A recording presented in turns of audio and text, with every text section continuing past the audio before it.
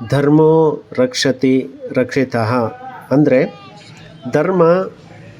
ಧರ್ಮನ ನಾವು ರಕ್ಷಣೆ ಮಾಡಿದರೆ ಧರ್ಮ ನಮ್ಮನ್ನು ರಕ್ಷಣೆ ಮಾಡುತ್ತೆ.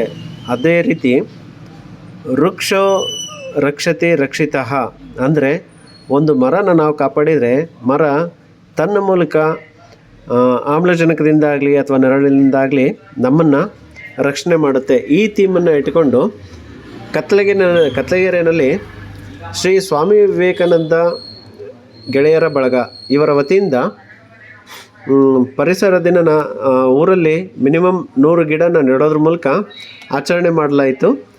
ಈ ಆಚರಣೆ ಮಾಡಲಿಕ್ಕೆ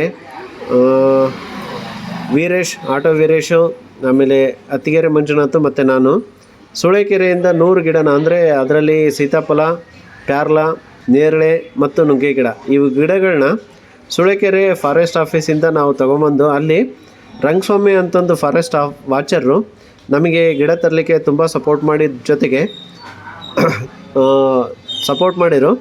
ಅದೇ ರೀತಿ ಆ ಗಿಡಗಳನ್ನೆಲ್ಲ ತಂದು ಮಠದ ಆವರಣದಲ್ಲಿ ಇಟ್ಟು ಮಠದ ಆವರಣದಲ್ಲಿ ಒಂದು 10 ರಿಂದ 15 ಗಿಡನ ನೆಟ್ಟು ಅಲ್ಲಿಂದ ನಮ್ಮ ಗೆಳೆಯರ ಬಳಗದ ಎಲ್ಲ ಸ್ನೇಹಿತರು, ಶ್ರೀ ಸ್ವಾಮಿ ವಿವೇಕಾನಂದ ಗೆಳೆಯರ ಬಳಗದ ಸ್ನೇಹಿತರು ಎಲ್ಲರೂ ಕೂಡ ಗಿಡ ನೆಡಲಿಕ್ಕೆ ಸಹಾಯ ಮಾಡಿದರು.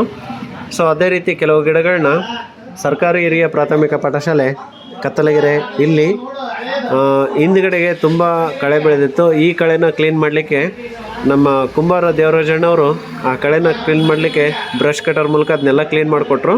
ಸೊ ಆಮೇಲೆ ಆ ಆವರಣದಲ್ಲಿ ಹಲವು ಗಿಡಗಳನ್ನ ನೆಟ್ಟು ಇನ್ನು ಉಳಿದಿರ್ತಕ್ಕಂಥ ಗಿಡಗಳನ್ನ ನಾವು ಪ್ರೌಢಶಾಲೆ ಕಾರಿಗ್ನೂರು ಕತ್ಲಗೆರೆ ಇಲ್ಲೂ ಗಿಡ ನೆಡೋದ್ರ ಮೂಲಕ ಸೊ ಅಲ್ಲಿ ವಾಗೀಶ್ ಸರ್ ಅವರು ತುಂಬ ಚೆನ್ನಾಗಿ ಸಪೋರ್ಟ್ ಮಾಡಿದರು.